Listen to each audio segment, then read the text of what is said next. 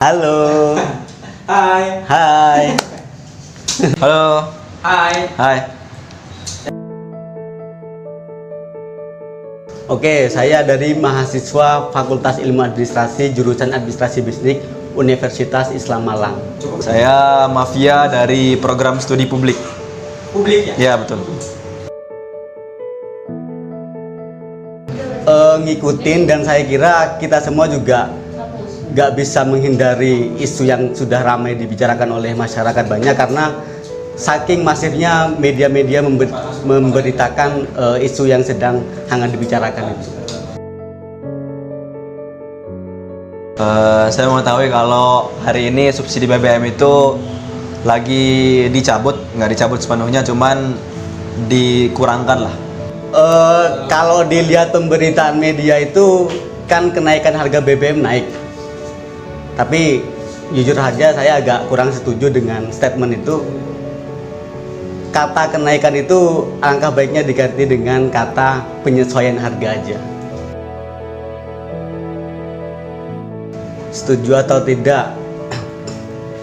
Mungkin saya adalah salah satu orang yang bersikap netral dalam hal ini. Karena yang pertama, saya setuju karena saya berasal dari kalangan menengah ke bawah. Orang tua saya berdagang, dan otomatis kenaikan harga BBM ini berdampak langsung terhadap kehidupan saya dan kehidupan keluarga saya. Kalau dibilang setuju, mungkin redaksinya lebih ke saya setuju apabila subsidi BBM itu dikurangkan. Meskipun dampaknya jelas adalah harga BBM itu meningkat, tapi yang saya setuju itu lebih ke subsidi BBM dikurangkan, bahkan mungkin ditiadakan begitu. Nah, kalau dikatakan tidak setuju, saya juga mencoba melihat dari perspektif pemerintah. Pemerintah itu kan mengeluarkan kebijakan gak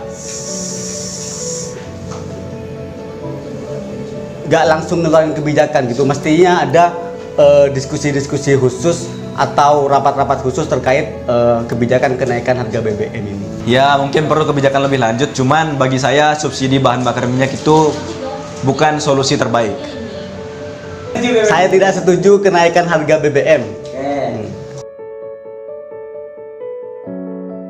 Jadi begini, saya melakukan suatu kajian literatur juga ya. Ketika subsidi BBM ini sedang diturunkan, saya membaca berita-berita terutama dari para ahli ekonomi tentang hal ini begitu. Saya juga mendengar tentang gimana ahli ekonomi dari UI itu mengatakan bahwa subsidi ini menyebabkan suatu ketergantungan kepada pemerintah begitu. Yang pertama, perlu teman-teman ketahui juga latar belakang pekerjaan orang tua saya mungkin.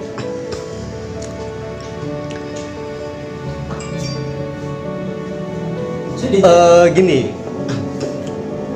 jadi kenaikan harga BBM ini sangat berdampak langsung terhadap kondisi perekonomian keluarga ataupun saya sendiri.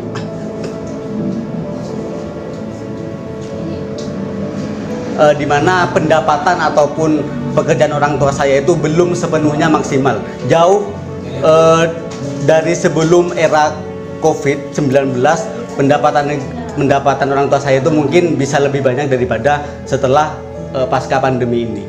Jadi saya tidak setuju kenaikan harga BBM karena perekonomian keluarga saya belum stabil.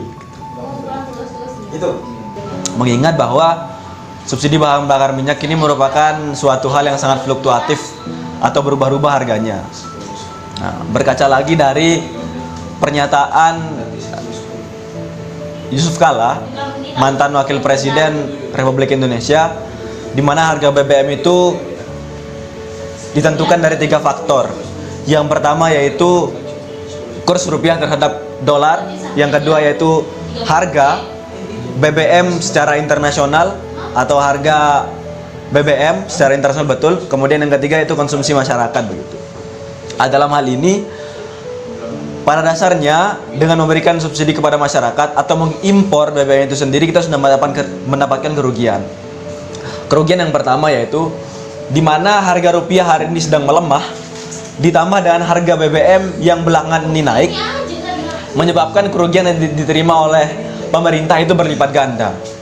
Kemudian selanjutnya subsidi yang diberikan kepada masyarakat dipaksakan untuk sangat besar untuk menekan harga yang seperti semula, yaitu 7.200 kemarin atau 7.000 ke atas lah seingat saya kemarin. Sehingga subsidi yang diberikan oleh pemerintah itu sangat membengkak begitu. Misal stabil, makanya saya dari awal mengatakan saya ini mungkin salah satu orang yang bersifat netral dalam hal ini. Mengingat bahwa studi historis atau kita kalau kita berkaca kepada negara lain seperti Venezuela, yang dimana Venezuela itu bangkrut gara-gara negaranya sendiri yang aktif atau mendapatkan pendapatan itu 90% dari perdagangan BBM sampai tahun 2013, di mana pergantian presiden itu mengalami kebangkrutan gara-gara harga BBM yang benar-benar fluktuatif. Namun di mana di orde sebelumnya mereka sangat mengandalkan BBM itu untuk memberikan subsidi kepada masyarakat, sehingga yang terjadi adalah masyarakat tidak mampu untuk mengembangkan ekonominya tanpa subsidi dari pemerintah, sedangkan pemerintah minus APBN gara-gara harga BBM yang benar-benar anjlok, sehingga pemerintah dipaksa untuk berhutang. Pemerintah dipaksa untuk berhutang, kemudian hutangnya untuk mensubsidi masyarakat.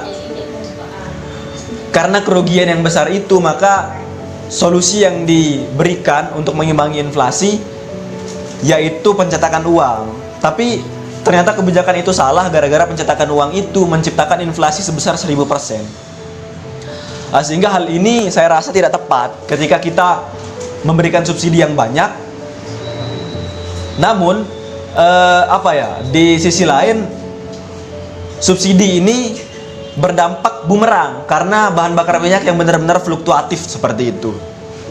Ditambah lagi bahwa penggunaan bahan bakar minyak yang berlebih, di mana pemerintah itu memberikan subsidi, mendorong masyarakat untuk menggunakan transportasi pribadi. Mengingat APBN atau anggaran yang dialihkan untuk BBM ini, seperti kata Pak Yusuf Kalla dalam interview bersama media mainstream, beliau mengatakan bahwa subsidi ini dialihkan dari sektor pembangunan dan biasanya digunakan di awal periode seperti itu.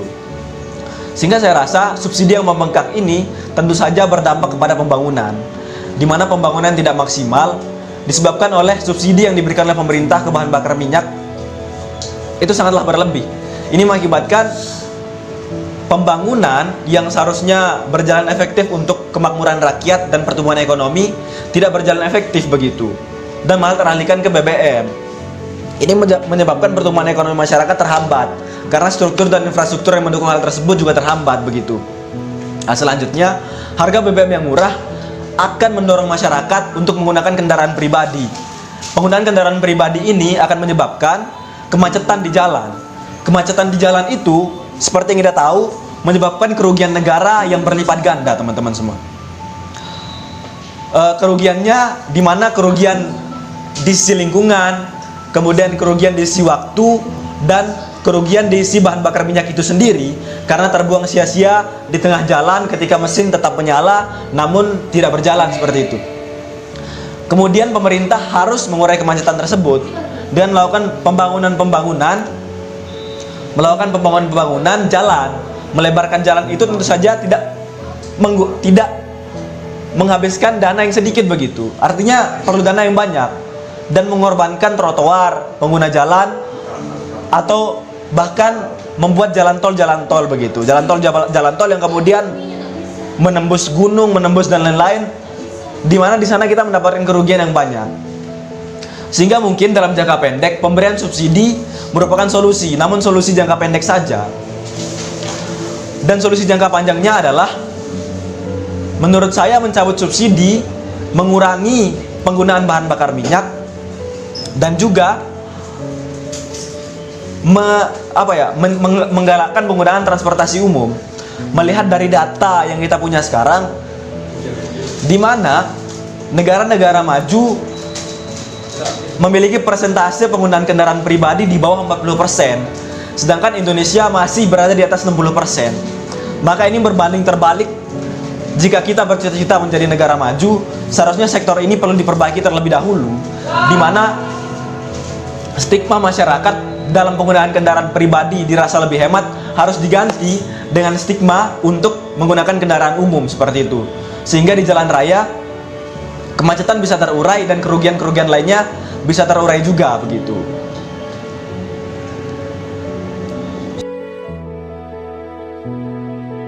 Demonstrasi yang dilakukan oleh mahasiswa khususnya ataupun masyarakat umum di berbagai wilayah, ya monggo-monggo saja. Toh undang-undang kita juga memperbolehkan demo. Akan tetapi yang perlu saya ingatkan, jangan sampai ada pengerusakan fasilitas umum, dan kalau bisa jangan sampai demonstrasi-demonstrasi yang dilakukan khususnya para mahasiswa ditunggangi oleh kepentingan politik atau kelompok politik manapun.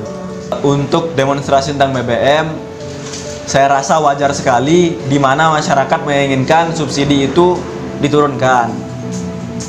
Karena mengingat harga yang naik, harga BBM yang naik ini tentu saja akan berdampak kepada sesuatu yang disebut dengan nama boom komoditi, di mana harga-harga bahan-bahan akan meningkat.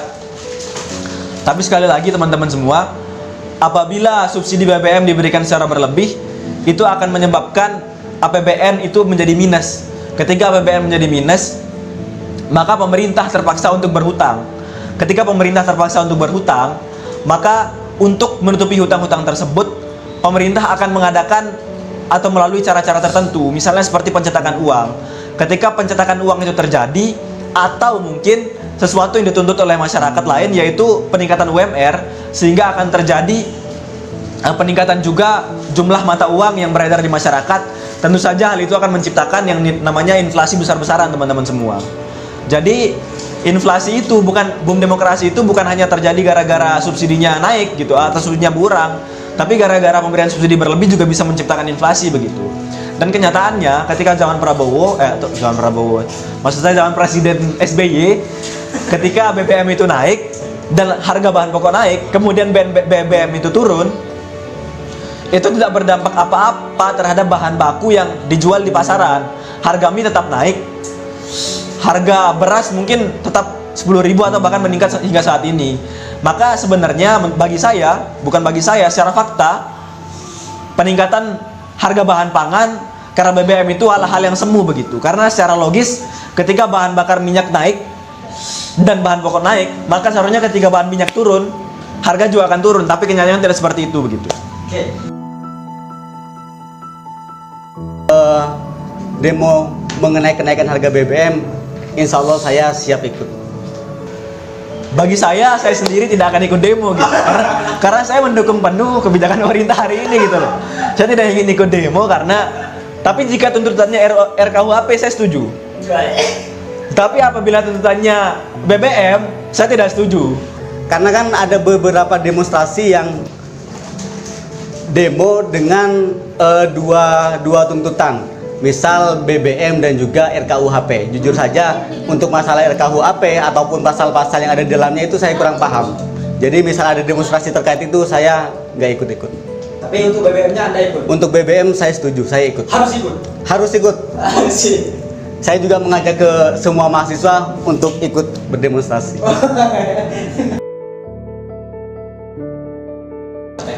Saya ingin memberikan pesan yaitu Pak Puan Maharani dan Bu Puan Maharani dan Pak Jokowi, untuk menghadapi boom komoditi, Anda memerlukan skema-skema yang jelas juga, karena Anda menaikkan BBM di saat-saat yang tidak tepat sebenarnya.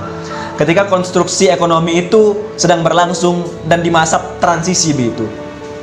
Kalau mungkin teman-teman mahasiswa mengatakan bahwa BLT itu atau bantuan langsung tunai berfungsi untuk peredam massa, bagi saya BLT itu berfungsi untuk adaptasi masyarakat untuk kemudian menerima kondisi selanjutnya ketika BBM itu sudah naik.